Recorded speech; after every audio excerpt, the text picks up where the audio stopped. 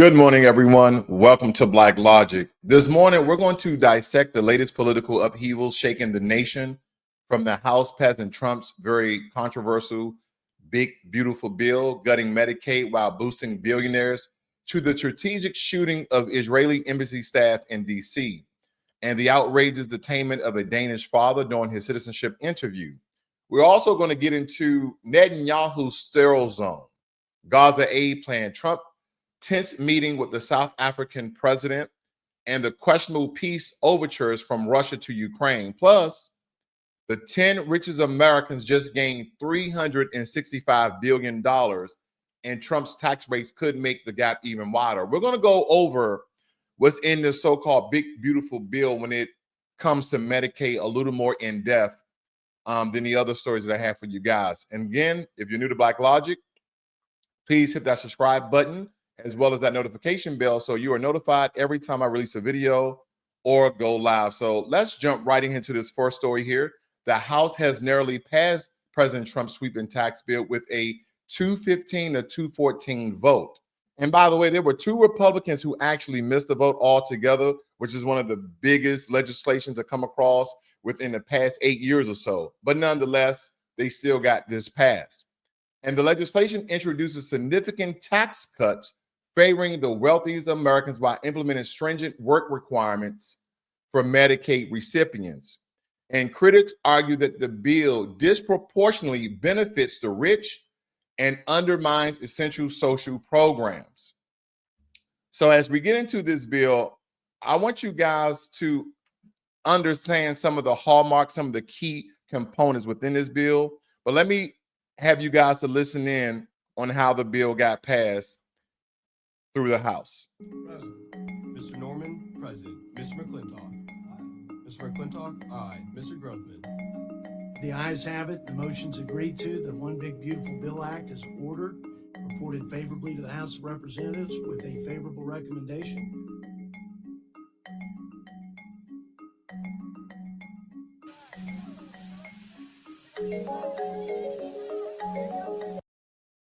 All right. Well, he said he was going to get it done, and he got it done. Of course, some people like to believe that this was very difficult, but it was not. This was not difficult because the Republicans control the presidency, the executive level. They control the House, and they also control the Senate. So again, some people like to believe this was very difficult to get passed. Well, I believe something very differently. I believe that it was easy. This had to have enough people on board that already sides with him, that actually help him to get elected and selected in order to pass this bill. So let's talk about some of the key components within this bill. The work requirements for able-bodied adults, because for the first time ever, Medicaid eligibility will be conditioned on community engagement. Starting as early as December 31st of 2026, adults without disabilities who aren't pregnant or primary caregivers must clock at least 80 hours a month of work or training or volunteer service or risk losing their coverage. Now, hardliners drooled over the projected savings, nearly $280 billion on the original timeline, but the real cost is the human. An estimated 7 million people could be cut off from care. Now, currently, Medicaid expansion enrollees pay little to nothing out of pocket. Under this bill, anyone over 100% of the federal poverty line will face co-pays of $0 to $35 per service. Now, this is capped at 5% of the family income. That means a single mother making just above poverty could be hit with hundreds in medical bills, a sure way to scare people off preventive care. Now, some of the relentless eligibility redeterminations and verification requirements, you can absolutely say goodbye to those annual checks, because states must now verify your address regularly and feed them into a new HHS data platform by 2029, check death records quarterly, and instantly boot anyone flagged. Now, granted, I do not agree with this part of the big, beautiful bill, but within these constraints and these requirements and some of these restrictions. I do agree with verifying the address. I do agree with checking death records. And third, they have to reevaluate expansion enrollees every 6 months instead of once a year. Now, that's going to mean more paperwork, more red tape, and more people losing coverage purely because they missed the form. That's why I stated I only agree with a certain part of this, because again, through the likes of Elon Musk with Deutsche, his very short tenure there, he did prove that we have people who are 110 and 15, 120. He even proved that there was someone on the books that checks were still being sent 360 years of age. Now, we know no one that we know of who are registered in any place in the world is that old. So again, it's not as though I'm siding with Elon Musk or going against Elon Musk. There's some truth that he did reveal in a lot of his audits and investigation with the Department of Deutsche. Now, they're also slashing retroactive coverage because today's Medicaid covers you for 3 months of past medical bills once you are enrolled. The new bill will cut back to 1 month, leaving low-income people, especially pregnant women, on the hook for ER visits they thought were covered. So it's going to be a big surprise.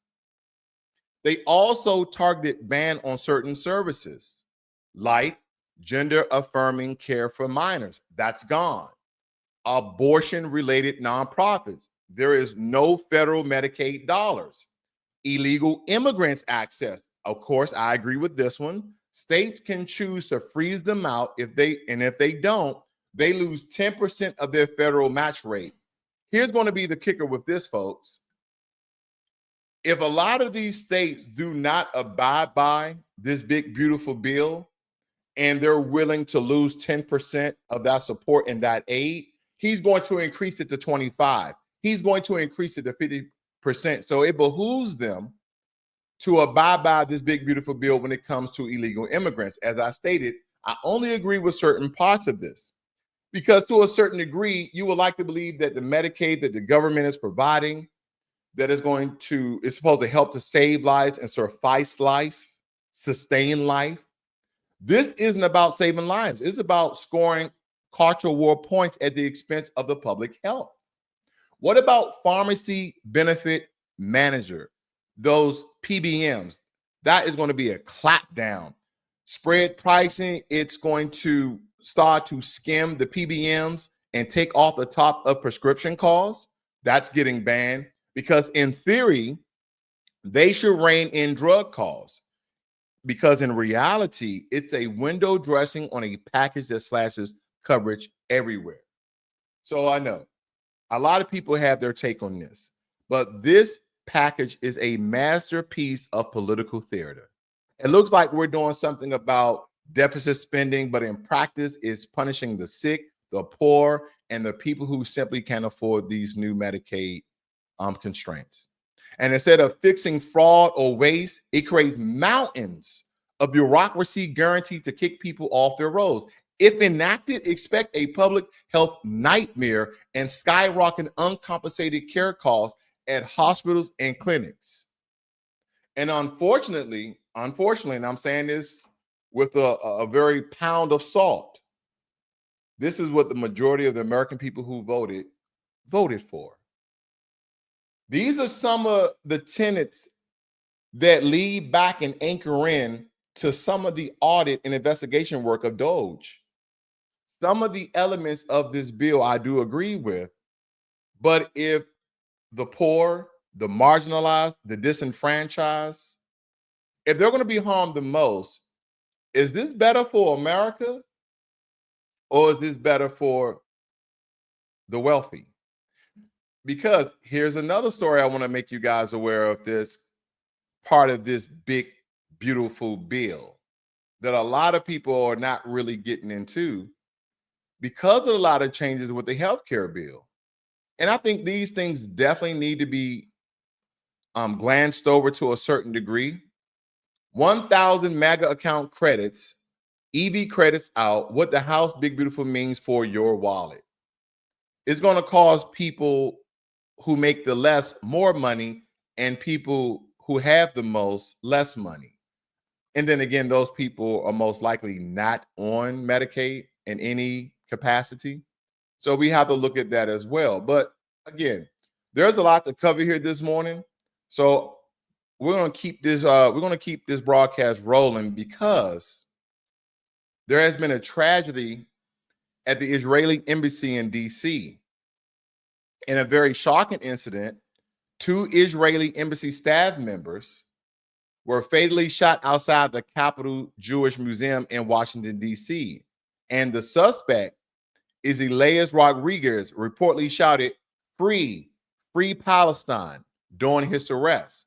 Authorities are investigating the attacks as a potential hate crime and rising global tensions. Unfortunately, 2 people lost their lives behind a war that's happening in the Middle East. And this is a lot of people outcry because for a very long time, there have been a lot of people protesting for America to assist the Palestinians by the way of the Gaza Strip of the occupied state, allegedly, that Israel has put them in. And we've had reports, we understand that the tragedy that happened to the Jewish people when the Hamas terrorists came in and kidnapped and killed over 1,200 of their people. But from that moment, reports have it that over 40,000 people, men, women, and children, have been harmed, killed, maimed, dismembered. They have been tortured to a certain degree. And so we are having large outcries of people protesting on college campuses, in courtrooms all around America, for America to stop the funding to Israel and to assist those Gazans, to assist those Palestinians who are at constant war with a force that is much greater than them. We have to think of it like this. If 90% of the people are innocent and 10% of the terrorists that you're looking for, and you're doing so-called targeted attacks where you're killing 40,000 plus innocent people just to get to the 10%, when does this become a humanitarian crisis? When does this become a genocide? Because that is going to lead into some of the stories that we're going to go here today, because I think it's very imperative that I lead you into this, because Benjamin Netanyahu, Israeli Prime Minister, has unveiled a new plan to create a sterile zone in southern Gaza to facilitate humanitarian aid delivery. And this move comes as international pressure mounts over the humanitarian crisis in Gaza, where supplies have struggled to reach civilians amidst ongoing conflict, because the reports that we have is that Benjamin Netanyahu and the state of Israel is supposed to support those non-terroristic people who are in that state, who are in that region with humanitarian aid. And they're stating that that aid has not reached them, even though we have reports that it has. So are other foreign powers going to step in and assist those Palestinians by the way of Gaza with humanitarian aid, getting some of the peace negotiations? Because again, President Trump has tried to negotiate at least a ceasefire, and that was very, very temporary. Israel is on the move again. They're bombarding certain regions of Gaza and the Gaza Strip. And don't forget, the first sentiments and the first remarks about Gaza was from President Trump of owning Gaza and making it a beachfront property. Then a month or two later, Prime Minister Benjamin Netanyahu came out and stated that they want to own the Gaza Strip. But isn't this in Palestine? Isn't this in a different country? Isn't it in a different region? Haven't they already stated prior to the world being informed about the conditions of this state that Gaza to a certain degree was already occupied? These are some of the things that we have to question ourselves with when we're looking at international news and not being biased by one group or another. The only thing that I guess we can take into account is the carnage, is the acts of violence, is the genocidal nature of a more powerful army who's being supported by a powerful nation like the United States of America. Is this about terrorists, or is this about land? Is this about location, location, location, or is this about eradicating Hamas terrorists from the region? or is it all of the above? And I don't think that we, the public, at this point in time, know the sentiments, but we can tell by the acts, we can tell by the evidence. This is a lot more than just sorting out terrorists.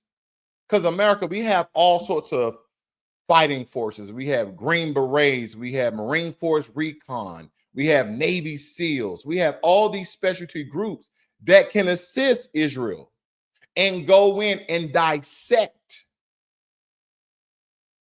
and mark certain areas that will pinpoint bomb attacks instead of just bombing an area where we believe that Hamas is in. Oh, well, we believe Hamas is by this hospital underground.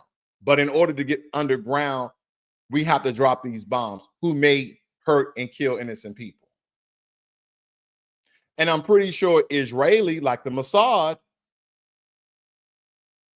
have people who specialize, who do pinpoint attacks in certain countries, in certain regions, in certain areas. So again, I believe there's going to be more information that comes out that we're going to really be aware of, and I'll make sure I keep you guys updated as that news come out. President Trump confronted South African president with unfounded claims of white genocide during a recent meeting. The encounter has drawn criticism and concern over the spread of misinformation and its impact on international relations. Now, I wonder why no other white nation in Europe, the Western world, the UK, the British, the French, the Danes, the Swiss, people from Finland, Norway, Iceland, Greenland, so on and so forth, has called out for these white Afrikaners, these Boers, to have the support of a very powerful nation and provide them refugees, or the support of being a refugee and bringing over them to their countries. I wonder why we don't see that across the board when it comes to the Western nation. Now, America is still majority white, but of course that number is declining. Some people are stating they're trying to plus the numbers of white people in America by grabbing them from anywhere in the world, wherever they live, in Europe and South Africa, wherever there's a majority of white people, Argentinians, North Africans, a lot of them, when you go to countries like Northern Morocco, you see a lot of fair-skinned people who look European. That's because a lot of them are. If you look at their ancestry, 23andMe, a lot of their roots, a lot of their DNA derives from being Europeans. They're majority Europeans. And that's why they have very, very fair skin. Now, a lot of them are mixed with Arabic, but if you go to the censusbureau.gov and you look up race demographics in America, America categorized people who are from North Africa and Europe to be white in America. So even if you are from Yemen, you're from Saudi Arabia, when you come to America, you are considered white. And with white, we understand there's white privilege. White privilege is not the same as the wealth gap in America that majority of whites have. It's not the same thing. White privilege, I'll give you one quick example, and you guys may agree or disagree. White privilege in America is not having tons of money. Like, oh, you're white privilege. Oh, well, I'm poor. We came from humble beginnings, so on and so forth. It has nothing to do with that. Let's just take, for instance, I'm a rich black man, which I am not. And you have a poor white man. And there was a crime that has been committed. Regardless of the amount of money I have on my defense team, he can do a GoFundMe, and there will be pouring of hundreds of thousands of dollars to support his claim. And more times than likely, he will get off from the crime, or I'll be proven guilty from the crime, or I'll lose that case altogether. I'm not stating that is the occurrence every single time. But as we look at historical evidence and data, when it comes to the traditional proceedings in America, that has been the highest percentage results that any relations between a white person and a black person in court, that the white person has been favorable to win. There was a story, and I was going to show you guys this particular video clip of this white woman calling a black child on a playground the N-word over and over and over again. So someone was taken to a court, taking her to court, and she started a GoFundMe. Did you know the white supremacists donated $750,000 to support her defense? 750,000. They almost instantly made her a millionaire because she was calling a black child the N-word repeatedly. And there was someone recording her, which seems to be a white male who was against these very defaming and racist, discriminatory words towards this child. And he like, I bet you won't say it again. You said what you say again? And she started to say it again. And America has responded, the white supremacists in America has responded with funding her account with $750,000. But they're stating that there's white genocide in South Africa. But the South African has a different story, and I want you guys to hear this so you have a take on it as well.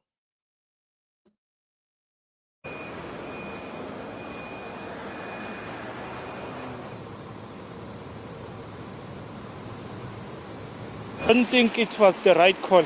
South Africa is a country on its own. I don't think we need to explain ourselves to USA, to US.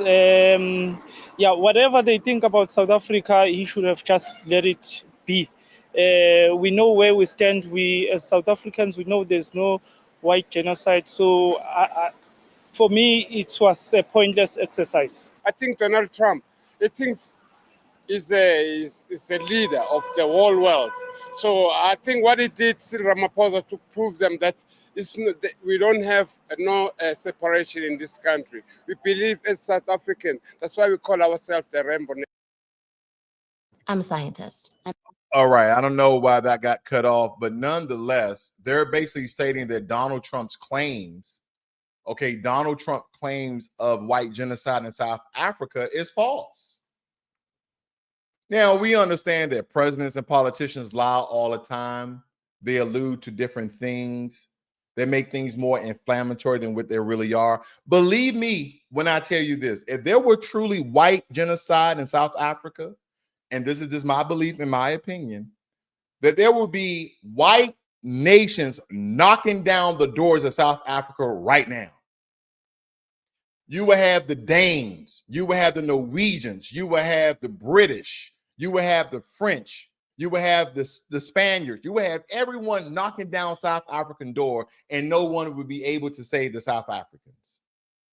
There would be every white nation, and don't forget, a lot of the wealth that a lot of these white nations have came from the continent of Africa, came from the exportation of people and their resources that are naturally to their land. So do I believe that South Africans are committing white genocide of the people, of the white South Africans there? Absolutely not. Absolutely not. We would see all sorts of carnage. We would see all sorts of this evidence instead of a few grave sites that they try to show on TV saying these are all the white South Africans that the black South Africans killed. I think as the American people, and I'm not siding with either side, but if you're going to tell us there's white genocide in South Africa, you're going to have to give us more than just some grave sites. We're going to need evidence and proof, just like anything else in America. See, I think people get confused with ethics and morals. Ethics and morals has nothing to do with the law. I want you guys to look at the P. Diddy case. They're trying to prove that he committed a crime.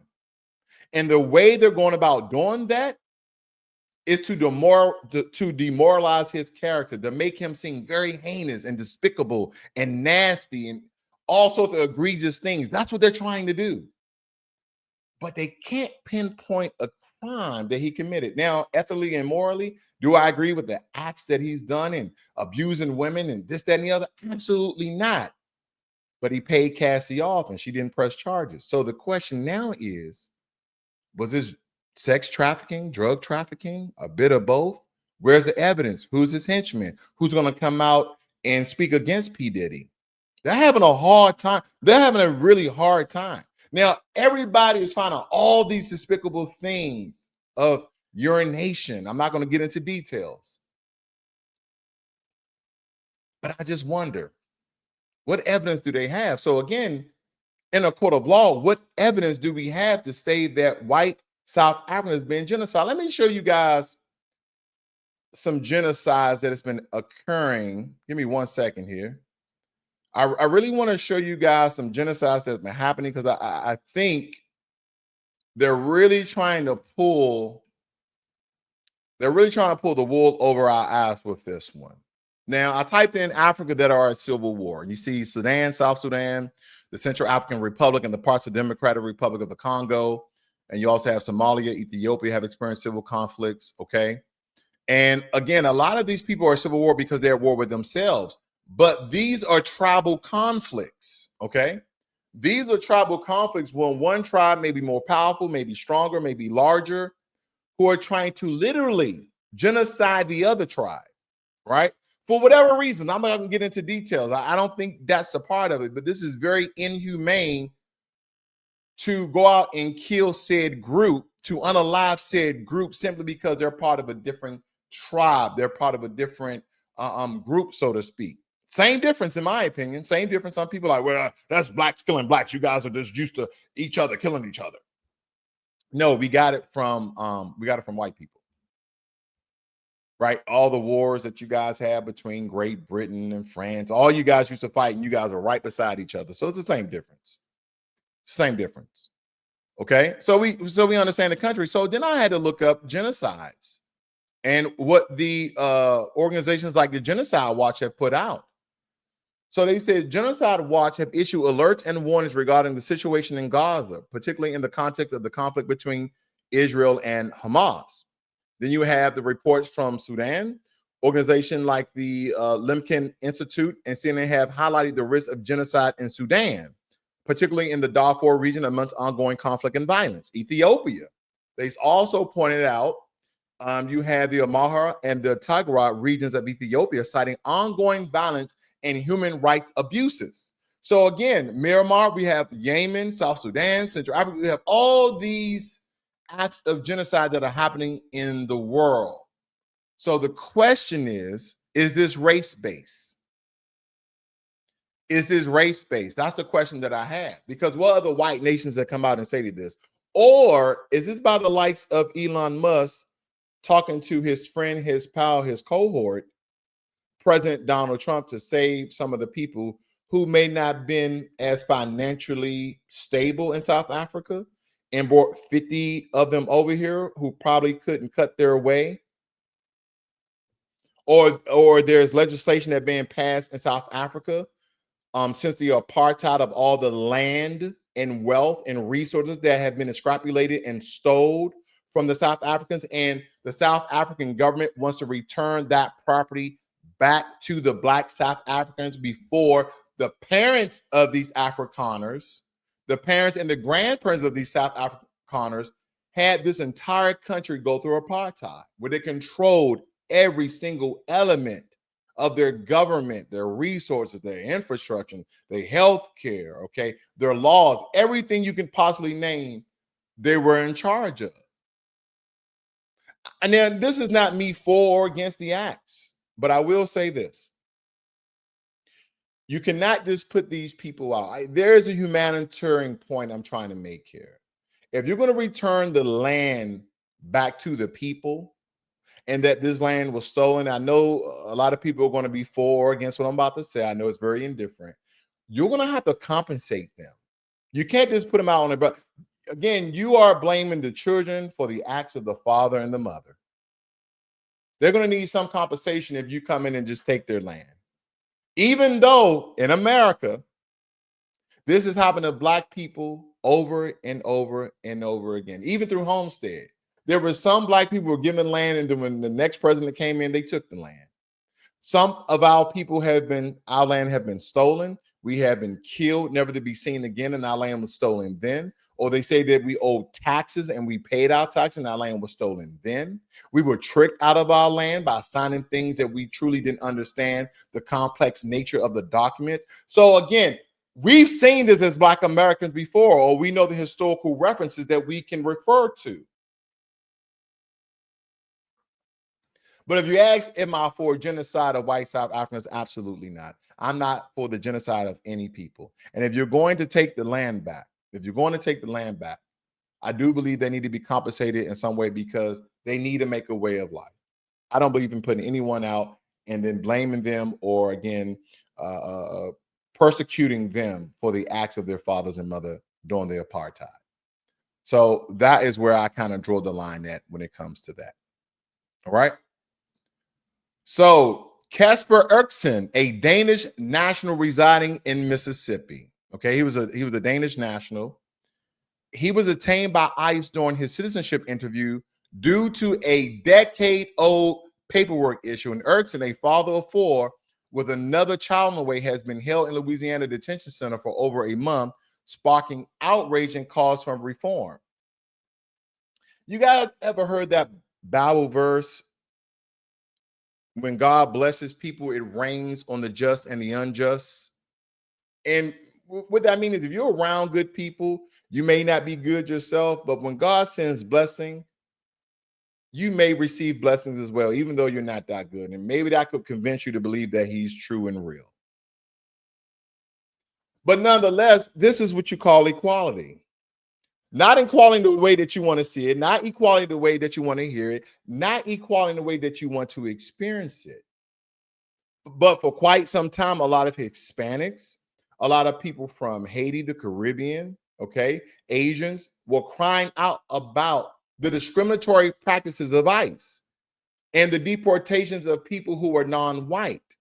Now, this is like, I believe, the second or third occurrence where somebody's paperwork was not in order, or they stayed past their visa, or their residency was not in order, and they've been detained and or deported. I am not applauding that this man has been separated from his family.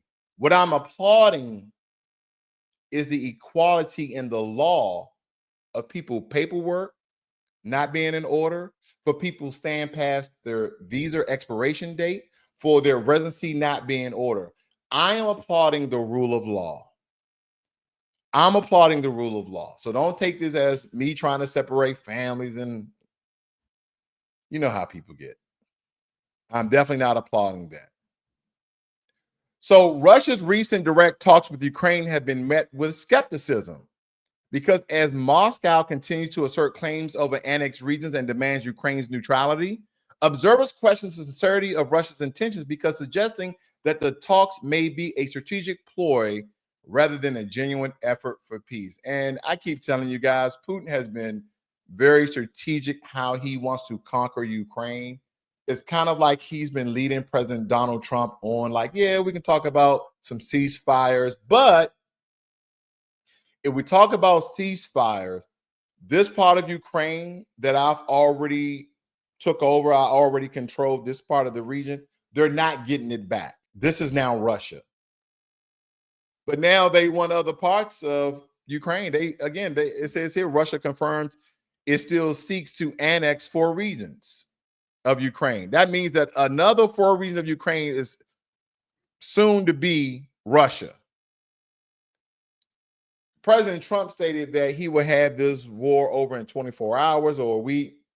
Again, he is definitely overpromised and underdelivered. And again, they make these wild claims when they're running for president. This doesn't just go for President Trump. This goes for President Biden, President Barack Obama, President Bill Clinton, President George Bush, all of them, okay? All of them make these wild promises, but they always need the approval, okay? And I'm going to say of Congress and the Senate. But when it comes to this, you have to negotiate with a person who's controlling every particular piece of the negotiation, every particular term of the negotiation. And it seemed as though President Putin is 10 steps ahead of President Trump when it comes to negotiating, because it seems as though he's given the impression that he's willing to be worked with to somehow negotiate a ceasefire, and then he retracts from that, then attacks Ukraine and takes over another region. He's kind of playing this whole back and forth seesaw. He's speaking outside of his neck, then he's speaking very forward. Oh, I had a really good conversation on the phone with President Putin. That's what President Donald Trump stated. And then he attacks Ukraine again. So he's, again, in my opinion, he's playing President Trump. He's definitely playing President Trump. The 10 richest Americans have collectively increased their wealth by $365 billion over the past year. Now, this surge in wealth coincides with proposed tax cuts that could further benefit the ultra-rich, raising concerns about economic inequality and prioritization of the wealthy in its fiscal policy. And what I was referring to earlier, these are the people who are benefiting from the big, beautiful bill tax cuts, ching ching, as well as President Donald Trump being in office, ching ching. Are you familiar with some of these people now? And again, I don't know none of the people on the bottom row. I don't know none of them. I only know maybe 3 or 4 of them. First, you have Warren Buffett, big time investor, Mark Zuckerberg, owner, founder of Facebook, aka Meta, and of course, the notorious, the infamous Elon Musk, okay, SpaceX, Tesla, the Boring Company, Gronk AI, all these different. I forgot this gentleman's name here with the funky little hair, kind of a bit of blonde and a bit of white, and who knows what's going on. And then Jeff Bezos, the founder of Amazon. So again, these are the people who are benefiting from President Trump being in office. These are the people who are going to benefit from the big, beautiful bill. This is what the American people voted for. And believe it or not, whether you're liberal or Democrat or an independent that spoke about this, like when President Trump get in office, he's going to help out his cronies, his buddies, his billionaire friends, and they are absolutely right. They're absolutely right, because these guys became even richer under President Trump. And I know there's going to be some people who were like, well, in order for America to bring jobs back, in order for America to build up their job industry for Americans, then we have to benefit the future rich so they can provide more opportunities. They can provide and create more jobs. I know that's been the ongoing defense of people who afford the rich are getting rich. And a lot of these people who afford this are not rich. They're poor. They're on welfare. They're on government assistance. They're on Medicaid. But this is what you voted for, because when you looked at the 2 devils who were running, yep, I said it, VP Kamala Harris and former President Donald Trump. When you look at these 2 lietians, because all these politicians lie, all of them being funded and supported by these NGOs and black companies who operate under the table, so to speak. And again, as the American people, if you voted, you had to vote for the lesser of 2 evils. So when VP Kamala Harris came out and said, or Kamala, I always mix up her name, I don't do it purposely, is either Kamala, I'm just going to go with Kamala, not to be disrespectful any more than I've already have been. When they asked her, would she do anything different than President Biden, she said no. And that's where she went wrong. Unemployment is high. Inflation is high. Interest rate is high. There's a lot of things that occurred during the President Biden administration that Americans are suffering for. The millions of illegal immigrants that have entered this country over the past 4 years. And again, I want you guys to focus on one word that I'm stating, because again, people who are for humanitarian efforts and separating families, they come all these excuses.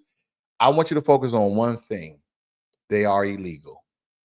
If they are illegal, they must come through legal means, a legal process. So those people who are here illegally, they must be deported.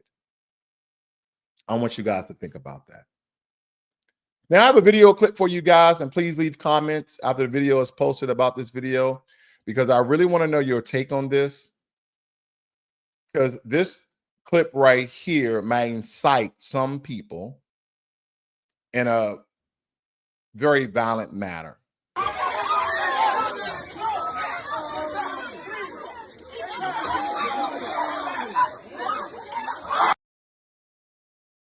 Okay, right there. the black security guard for this school, it seems to be, is kind of say, hey, stop, stop your aggression, stop trying to hit me. And he's creating distance. Okay. And I'm gonna back this up just a little bit. He's crying, look at him. He like, please stop. He's pleading with her. Please stop. Look at his face. I wish I can, let me just, I wish I can zoom in, but you can see his face is not angry or mad. He like, hey, please stop. And I'm gonna let this play through and we're gonna talk about it.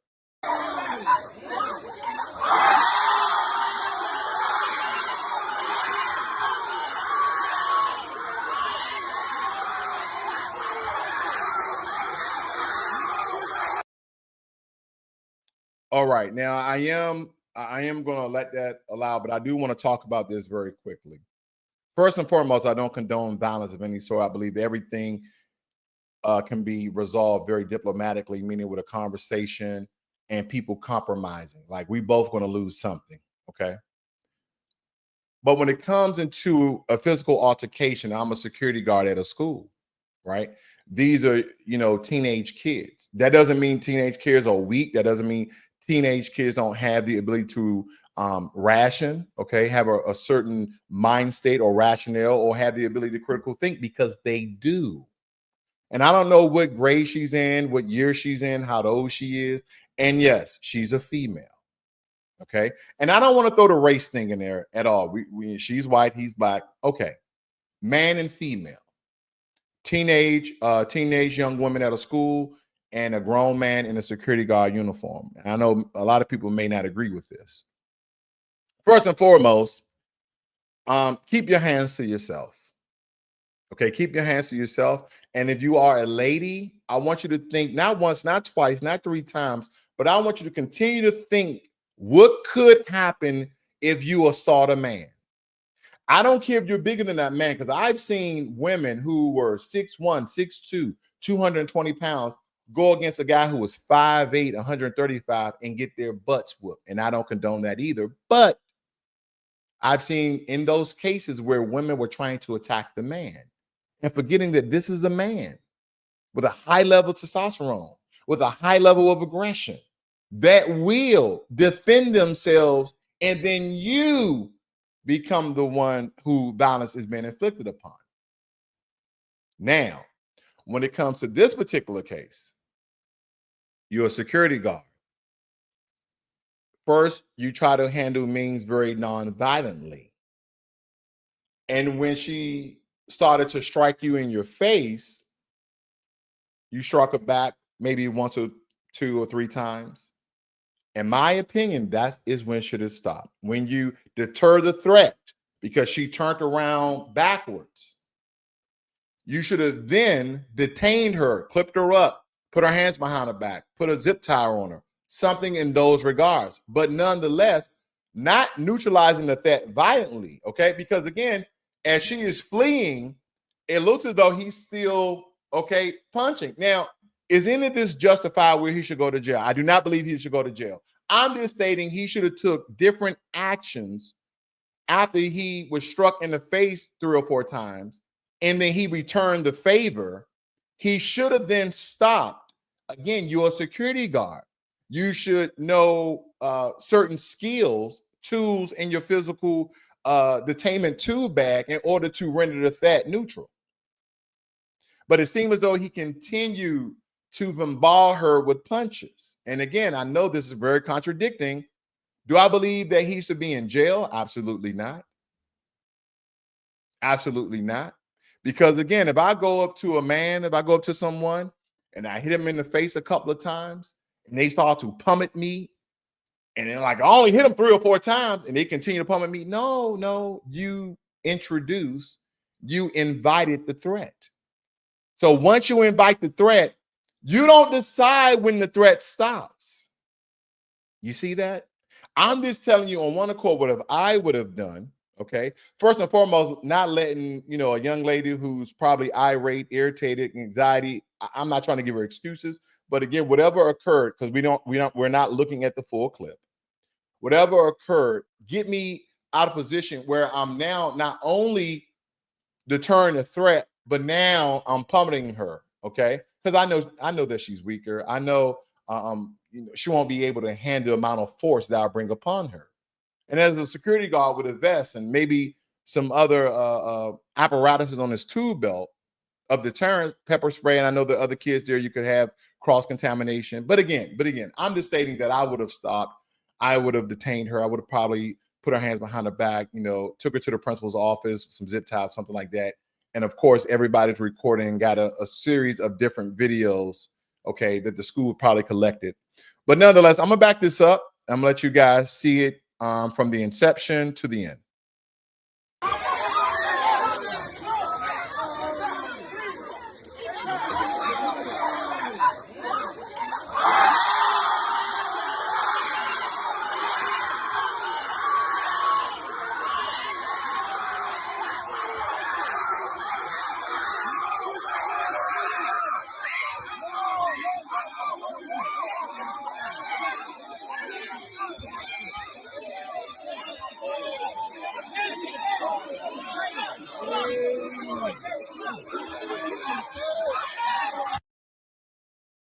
Yeah, that looks pretty bad when high school students have to pull a grown man off a high school student because he lost his way. He definitely was upset. He definitely was angry. I call that a fit of rage when something occurs in an instant and you absolutely lose it. And when I'm looking at the videotape, and again, people hate me when I'm being neutral because I'm not looking at this from a race perspective. Okay, I'm not looking at this from a race perspective. I'm just looking at it from the incident perspective. Did she hit him in the face or under the chin or the neck? And was it with an open hand? So did it hurt? Or was it the energy of the crowd, of everybody yelling and screaming, that made him feel like he was being attacked of someone who is deemed weaker in the eyes of the public? Let's look at that one more time.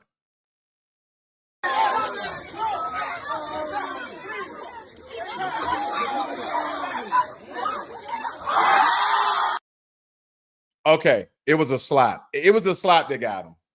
She slapped him. I'm gonna let you see it one more time. It was a slap that got him that really put him over the top. Because at first he was trying to hand it very peacefully, but after that slap, things changed very rapidly.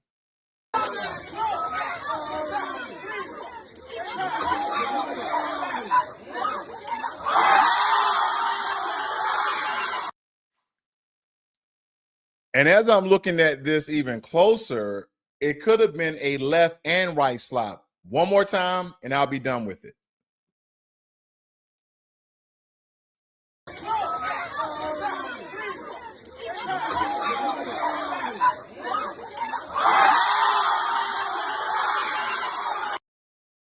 All right, so possibly it was a left and right slap, but at least one connected, and that sent him over the top. But nonetheless, I thank you guys for joining me here this morning. Again, if you're new to Blacklogic, subscribe to the channel. And I see you guys on the next one. You guys have a great and wonderful day. This is Blacklogic.